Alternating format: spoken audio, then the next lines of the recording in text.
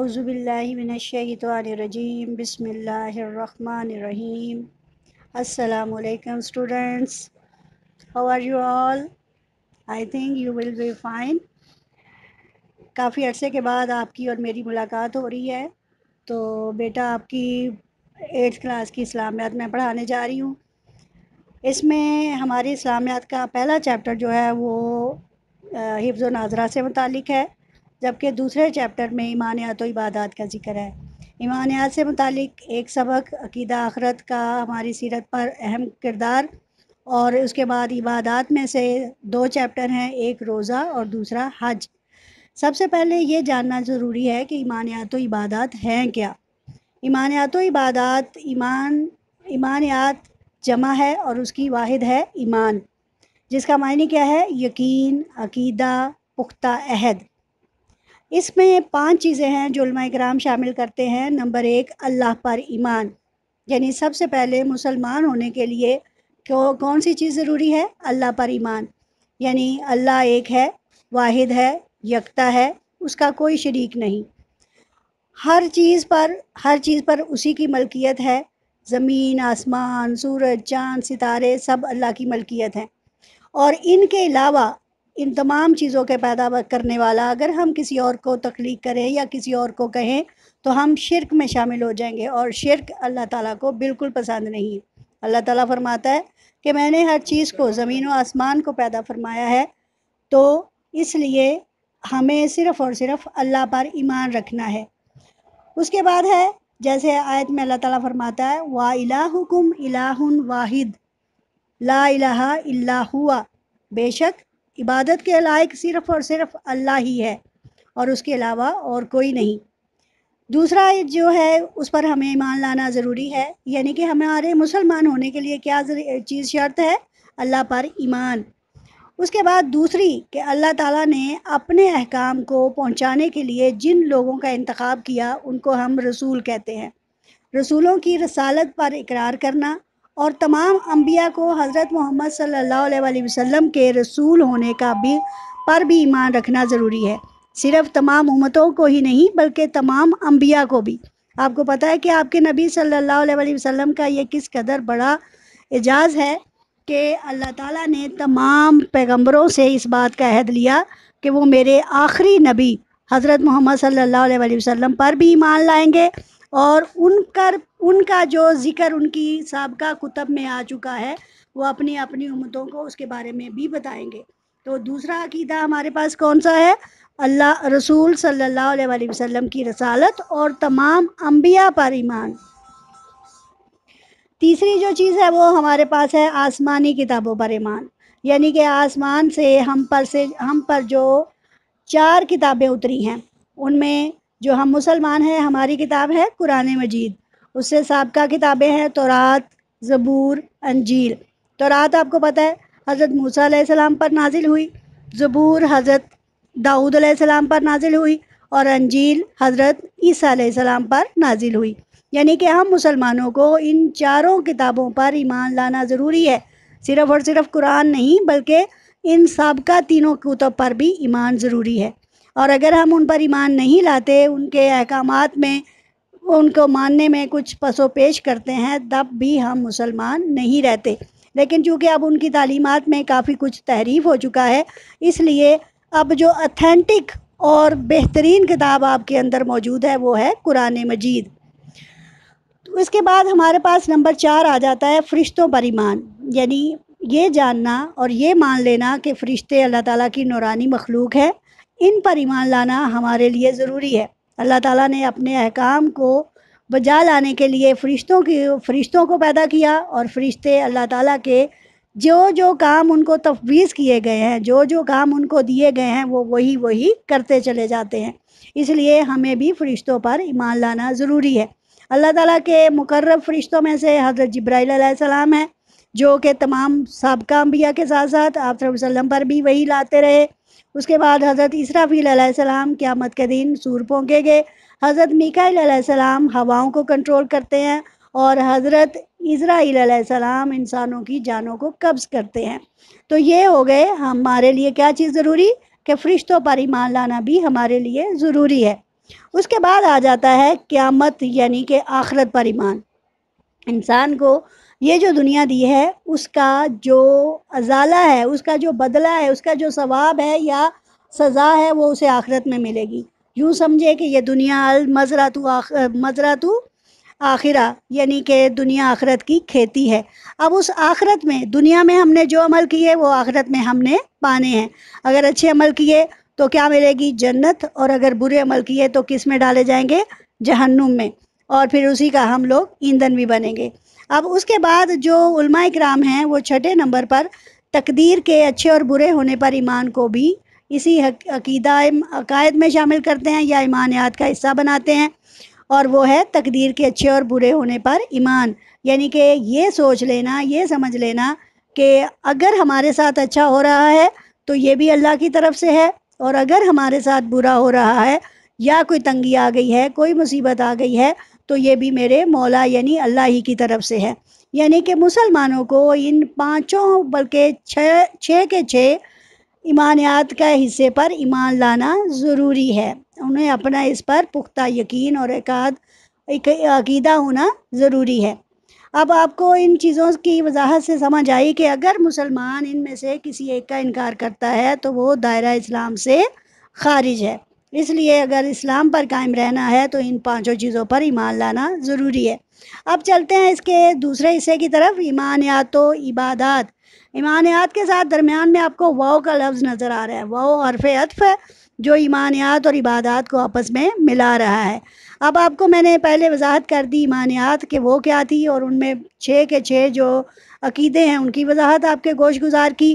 اب آگے آ جائیں آپ عبادات کی طرف۔ عبادات یہ جمع ہے اور اس کی واحد ہے عبادت۔ عبادت کس کو کہا جاتا ہے؟ اس کے لیے ایک لفظ استعمال ہوتا ہے رکن یعنی حصہ، اور ایک لفظ شروع ہوتا ہے یا استعمال ہوتا ہے عمل، یعنی کہ ارکان کی جمع رکن کی جمع ارکان اور عمل کی جمع اعمال۔ یعنی کہ وہ کون سے اعمال ہیں جن کے کرنے سے ہم مسلمان شمار ہوتے ہیں، ہم مسلمانوں کی شناخت ہوتی ہے۔ ان میں سب سے پہلی جو ہمیں دائرہ اسلام میں داخل کرتی ہے وہ ہے کلمہ توحید۔ اور آپ کو پتہ ہے کہ کلمہ توحید کے 2 حصے ہیں۔ معذرت خواہ، کلمہ توحید کے 2 حصے ہیں۔ اس میں پہلا حصہ لا الہ الا اللہ، اس کو افضل ذکر بھی کہا گیا ہے، یعنی کہ افضل ترین ذکر۔ اس کو اگلے پیج پر چلیے، جیسے آپ کو لکھا ہوا نظر آ رہا ہے لا الہ الا اللہ محمد رسول اللہ، یعنی کلمہ توحید کے 2 حصے ہیں۔ ایک میں اللہ تعالیٰ کی توحید یعنی اللہ تعالیٰ کی کے الہ ہونے اور عبادت کے لائق ہونے، اور دوسرے حصے میں محمد رسول صلی اللہ علیہ وسلم یعنی کہ محمد صلی اللہ علیہ وسلم کی رسالت کا پر ایمان، اور اس کو ہماری عبادت کا حصہ ہونا ضروری ہے۔ آپ دیکھیں کہ جتنی بھی عبادات ہیں ان سب میں آپ کے نبی صلی اللہ علیہ وسلم کا عمل شامل ہے۔ اللہ تعالیٰ نے ہمیں ان عبادات کے کرنے کا حکم دیا، لیکن ان پر عمل کس نے کر کے دکھایا؟ اس کو پہنچایا کس نے؟ نبی محمد صلی اللہ علیہ وسلم نے، اور پھر ان کا عملی جامہ بھی پیش کیا۔ جیسے اللہ تعالیٰ نماز فرماتا ہے، جیسے ہمارے پاس دوسرا رکن کون سا آ جاتا ہے؟ نماز، تو قرآن میں اس کے لیے صلاۃ کا لفظ استعمال ہوا ہے۔ اس کی اہمیت سب سے زیادہ عبادات میں، یعنی کہ دن میں 5 مرتبہ ہم پر نماز فرض ہے۔ دن میں کتنی مرتبہ؟ دن میں 5 مرتبہ ہم پر نماز فرض ہے، اور اس کے لیے قرآن مجید میں اللہ تعالیٰ فرماتا ہے اقیموا الصلاۃ وآتوا الزکاۃ، یعنی نماز قائم کرو اور زکوٰۃ ادا کرو۔ تقریباً 700 مقامات پر اقیموا الصلاۃ وآتوا الزکاۃ کا اکٹھا ذکر آیا ہے، یعنی نماز کا قائم کرنا۔ نماز کا قائم کرنا کیا ہے؟ اس کو اس کی صحیح ادائیگی کے ساتھ اس کو قائم کیا جائے، یعنی اس کو اس کی مقررہ وقت پر ادا کیا جائے، اس کو اپنی جو اللہ نے اس کے لیے وقت مقرر فرمائے ہیں ان کے اندر ہی ان کو ادا کیا جائے۔ تو یہ اہمیت کے اعتبار سے سب سے نمبر 1 پر ہے۔ اس کے بعد ہمارے پاس تیسرا رکن جو آ جاتا ہے وہ ہے روزہ۔ روزہ کے لیے عربی میں صوم کا لفظ استعمال ہوا ہے، جس کے معنی کیا ہیں؟ روکنا، یعنی کہ رک جانا یا روکنا۔ اس کے لیے یہ سال میں صرف 29 یا 30 رکھتے ہیں، یعنی اہمیت کے اعتبار سے یہ تیسرے نمبر پر آ گیا، اور یہ کیا کرتے ہیں؟ ہم سال میں 29 یا 30 دنوں کے روزے رکھتے ہیں۔ اور قرآن مجید میں اللہ تعالیٰ روزوں کی فضیلت میں کیا فرماتا ہے؟ یا ایھا الذین آمنوا اے وہ لوگوں جو ایمان لائے ہو، کتبہ علیکم الصیامہ، کتبہ فرض کیے گئے ہیں تم پر رمضان کے روزے، کما جیسے کہ کتبہ فرض کیے گئے تھے علی الذین ان لوگوں پر، من قبلکم جو تم سے پہلے تھے، لعلکم تتقون تاکہ تم پرہیزگار ہو جاؤ، تاکہ تم تقوی اختیار کرو۔ تو اب روزہ کیا ہے؟ وہ انسان اس سے تقوی اختیار کرتا ہے، وہ اللہ سے ڈرتے ہوئے اپنی اللہ کی مخلوق خدا کے ساتھ، اللہ کی مخلوق کے ساتھ اچھا سلوک کرتا ہے، اور اس کے لیے حساس اور ہمدردی کا ثبوت پیش کرتے ہوئے اللہ تعالیٰ کے جائز اور جو اس نے ہم پر حلال کی ہیں ان چیزوں سے اپنے آپ کو وقتی طور پر روک لیتے ہیں۔ اب جو ہمارے پاس چوتھے نمبر پر آ جاتی ہے وہ ہے زکوٰۃ۔ زکوٰۃ کا لفظ زکا سے نکلا ہے، جس کے معنی کیا ہے؟ پاک کرنا۔ دوسرا معنی اس کا کیا ہو سکتا ہے؟ نشو و نما پانا، اور تیسرا بڑھنا یا بڑھوتری۔ یہ ہر صاحب نصاب شخص پر سال میں ایک مرتبہ ادا کرنا ہے، سال میں ایک مرتبہ، جس طرح روزے سال میں 29 یا 30 دنوں کے، لیکن نماز کیا ہے؟ ہر روز 5 مرتبہ، اور روزے سال میں ایک ماہ کے، جبکہ زکوٰۃ سال میں ایک مرتبہ، وہ بھی اس شخص پر جو عاقل ہے، جو بالغ ہے اور صاحب نصاب ہے، جس کے پاس اتنی رقم ہے کہ اس مرد سے کہ اس پر وہ زکوٰۃ ادا کر سکتا ہو۔ اگر اس سے کم ہے تو وہ اس پر زکوٰۃ ادا نہیں کرے گا۔ تو ہمارے پاس اس کا بھی ایک نصاب ہے، جیسے سونے میں ہمارے پاس کیا ہے کہ اگر ہمارے پاس 7.5 تولے سونا ہو تو ہم صاحب نصاب ہوتے ہیں۔ اسی طرح چاندی اگر ہمارے پاس 52.5 تولے ہو تو بھی ہم صاحب نصاب ہوتے ہیں۔ یعنی کہ زکوٰۃ جو ہے خاص الخاص کس پر فرض ہے؟ مسلمانوں پر، اور ہر اس مسلمان پر جو صاحب نصاب ہے، اس میں مرد اور عورت دونوں شامل ہیں، اس میں مرد اور عورت دونوں شامل ہیں۔ تو یہ بھی سال میں ایک مرتبہ ہوتی ہے۔ ٹھیک ہے، سمجھ آ گئی ہے زکوٰۃ کی؟ انشاءاللہ جب آپ کو زکوٰۃ کا ٹاپک پڑھاؤں گی تو پھر اس پر آپ کو اس کے تمام پہلوؤں کے بارے میں کافی زیادہ انفارمیشن دینے کی کوشش کروں گی، تاکہ آپ کا ابہام جو ہے وہ ختم ہو سکے۔ 5ویں نمبر پر ہمارے پاس آ جاتا ہے حج، یعنی کہ یہ 5ویں اور اہم اور قیمتی عبادت ہے۔ یہ زندگی میں ایک بار فرض ہے۔ حج کیا ہے؟ یہ زندگی میں ایک بار فرض ہے، اور حج کے لغوی معنی کیا ہے؟ زیارت کا ارادہ کرنا۔ یعنی کس چیز کی زیارت کا ارادہ کرنا؟ اللہ تعالیٰ کے گھر کی زیارت کرنے کا، یعنی کہ یہ بات ٹھان لینا کہ ہم مکہ مکرمہ جائیں گے، وہاں پہ جو مناسک ہیں وہ ادا فرمائیں گے، اس کے بعد ہم مدینہ جائیں گے اور روضہ رسول پر حاضری دیں گے۔ ان سارے عمل کو، اور اس میں خاص طور پہ مسجد حرام میں ادا کیے گئے تمام مناسک جو ہیں وہ حج کا حصہ ہوں گے۔ تو حج زندگی میں ایک بار۔ اور 6 نمبر پر علماء اکرام جس چیز کو رکھتے ہیں وہ ہے جہاد، اور جہاد بھی ہم پر فرض ہے۔ جیسے اس کے معنی کیا ہیں؟ کوشش کرنا۔ یہ لفظ جوہد سے نکلا ہے، اور جوہد کے معنی ہے کوشش کرنا۔ اس میں 3 طرح کا جہاد ہے، بلکہ اس سے بھی اس کی زیادہ قسمیں بنتی ہیں، جیسے جہاد بالمال، یعنی مال کے ذریعے کوشش کرنا، لوگوں کے لیے آسانی پیدا کرنا، ان کے لیے روزگار مہیا کر دینا، ان کی مدد کرنا۔ جہاد بالمال کے بعد آ جاتا ہے جہاد بالنفس، یعنی ہم اپنے نفس کو برائی سے روکیں، اس کی کوشش کریں کہ وہ سیدھے راستے پہ رہے اور اللہ اور اس کے رسول کے پسندیدہ راستے کے مطابق ہم زندگی گزاریں۔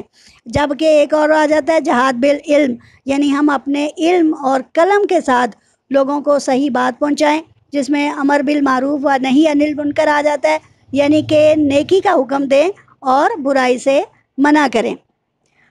تو میرے بچوں، آپ کو یہ دونوں ایمانیات و عبادات آئی تھنک اچھی طرح سے سمجھ آ گئی ہوں گی، اور ان کو جب ہم فرداً پڑھیں گے، جس میں نے آپ کو بتایا کہ 2 ٹاپک بیسک ہم لے کر چلیں گے، ایک روزہ اور دوسرا حج، لیکن ان دونوں کو بھی انشاءاللہ جب آپ پڑھیں گے تو اس کے پس منظر میں یہ جو ہم نے ابھی معلومات شیئر کی ہیں تو آپ اس کو آسانی سے پڑھ پائیں گے، اور آپ کو اس کی صحیح طور پر سمجھ بھی آ پائے گی۔